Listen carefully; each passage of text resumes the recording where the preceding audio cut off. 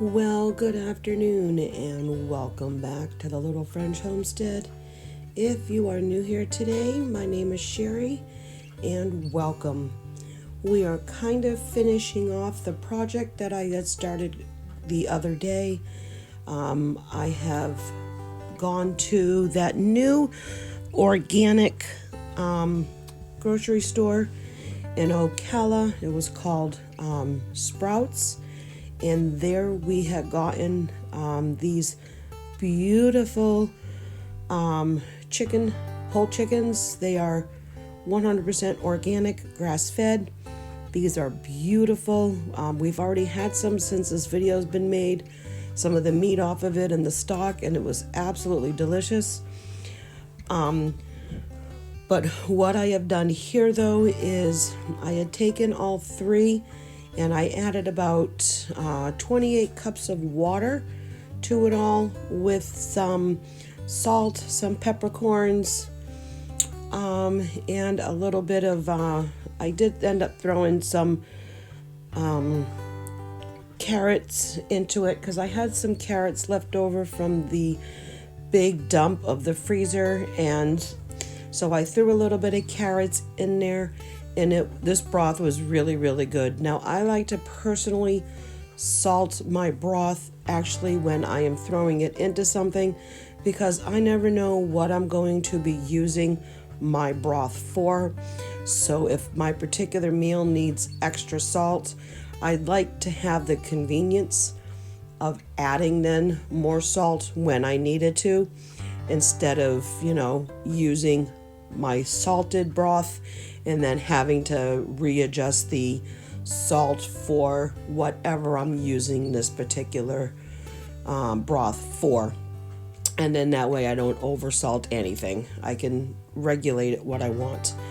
So what all I'm just doing here is I'm taking out my scoops, my tongs, and I'm taking out all of the chicken that is in there. And you see how much that was. That was quite a lot in there. Now I just set it aside. I have a cheesecloth now with an 8-quart stainless steel bowl in the sink with a strainer, and I'm just taking my 4-cup glass measuring cup and just pouring it all in there. Believe it or not, I get exactly 8 quarts. I was so thrilled on that. All of the extra bones and pieces and stuff, after I've gone through all of the meat very carefully, the bones and everything, like the extra fat and the cartilage and stuff, I gave to my chickens. They were absolutely in love with all of that extra food and the protein there.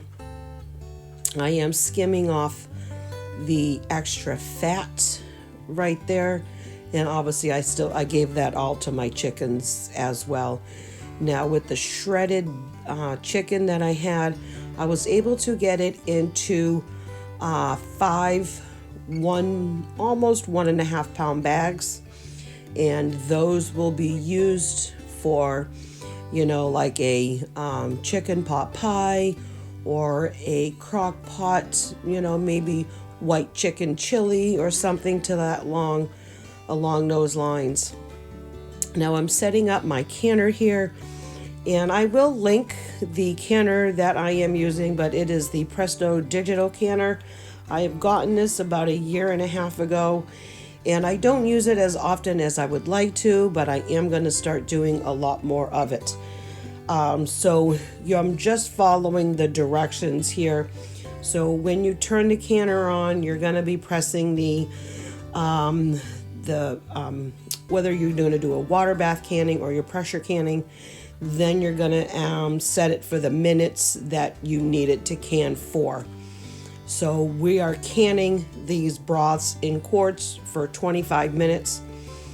You need to go ahead and fill the line in your pressure canner. It has for 3 quarts.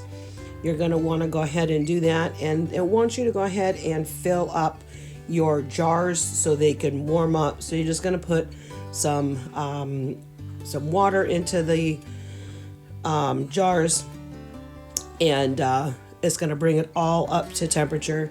It's going to actually tell you step by step. I thought I didn't need to put that green regulator on, but I actually did.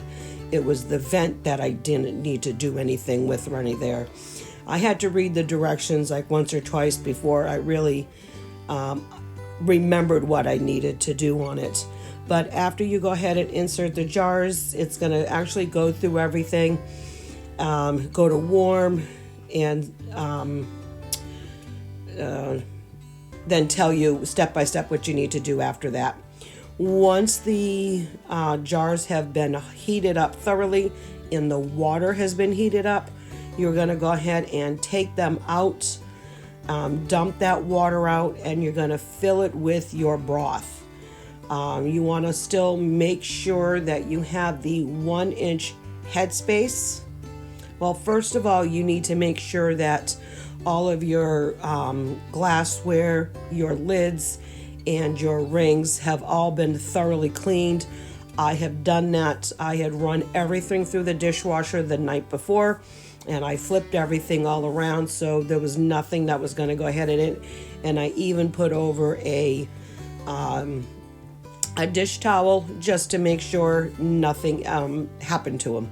Once I did that, then I filled this all up with water and proceeded with my directions on what to do. So what I ended up needing to do is, like I said, dump all that water out, put all the cans, the glass mason jars, now these are quarts, and I'm going to be filling them all up. 1-inch headspace. Even though there is nothing in it, you still want to debubble everything. So I have the little red debubbler that comes with it, but you can use a chopstick. You can use a butter knife, very carefully though, just to move everything all around. Once you have thoroughly moved the bubbler all around, you can then go ahead and make sure that you have that 1-inch headspace. There was a couple of them that I did not have 1-inch. Some was a little less, some was a little bit more. So I scooped and rearranged everything. After you've done that, you want to get a like a little bowl with some white vinegar. You see I got the white vinegar up in the back.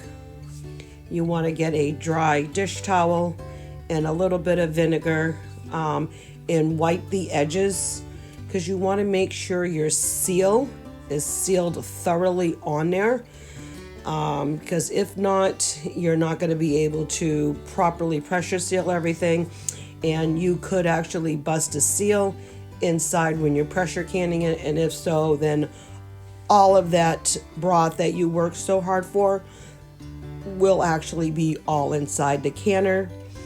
If you want to know how I know, because I did that accidentally with one of them, not this particular batch, but the very first time that I did that, I had done several different batches of chicken stock of pints, and it was thankfully it was one of my last batches. I think I did 3 batches that day of pints, and it was my last batch, and somehow I didn't get a really great seal, and I did not finger tight. So when you put on the lids, you have to make sure they are finger tight. So you don't want them super hard, but you don't want them loose. And somehow it must have had a small little crack in that mason jar, and I didn't realize it. So you also too want to make sure you rub your finger before you start putting everything all in there. You want to rub your finger along the lines of the mason jars, the ring. You don't want to have any cracked or damaged glass jars, because then obviously it's not going to thoroughly seal. And I think I missed one that particular time, and when the bubbling all happened, all of the contents in that one jar had made itself into the pressure canner. So I had lost one on that one, and yeah, you live and you learn. Nobody's perfect. Everybody makes mistakes, but you figure out your mistakes and then you move on.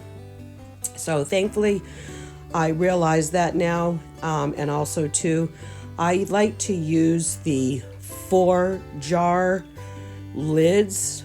Now, I do not sponsor them or anything like that, but I watch several people on YouTube that I love watching that do canning and stuff, and they all get sponsored and or recommend 4 jars. I have used 4 jars for like the last year, and they are wonderful. I've never had a blown seal, because that one time that I did, like I said, it was a cracked jar, but I also too wasn't using 4 jars. So I absolutely love this company, but I am not big enough as a YouTube channel for them to go ahead and do a paid advertisement for them. But I do love them, and whenever I get that big, if I ever do, I would be more than happy to go ahead and sponsor them, or they sponsor me or something along that line. Once you go ahead and get everything all filled up and everything is all cleaned and your jars are safely in the canner, you're going to go ahead and add that lid. Now, again, quarts take 25 minutes. Now, because this is a digital pressure canner, I do not have to set it for my elevation. The system automatically does that for you, so I don't have to worry about it. But if you are actually using like the American cannons or any other ones that you would use for the stove, yes, you would need to go ahead and make sure that you adjust for your elevation. Make sure you read those directions very, very carefully. So as we get everything all together, I'm a little bit farther along in the process. Once you go ahead and get it going, you're going to put the regulator on. It has to go for the 25 minutes, but then also too, it's going to take at least an hour and a half to fully vent and come down to temp where it is safely able to do so. You will hear the beeps throughout those stages. I carried my little quick start guide with me, like when I sat down on the couch for the few minutes, so that way when I was hearing the beeps, I kind of understood where it was all at. Once it is thoroughly done, it will go count down from 10 all the way to 0, and then when it's done, it'll beep all again. Make sure when you take off the lid to your canner, you always want to hold it away from you. Any of that excess steam that's still trapped in there, you certainly do not want that all in your face. You do not want to steam bath that way. That can be very, very hot and very dangerous if it still has a lot in it. Once you go ahead and put those jars just the way I did, you want to leave them alone for at least 12 to 24 hours and not touch them. And this is what it all looks like. They're still bubbling and looks beautiful. And I just want to say thank you so much for coming here today. If you enjoyed this video and would you like to see more, please go ahead and subscribe. Go ahead and like, share, place a comment, hit that notification bell. That way you can make sure you see all of my updated videos coming out.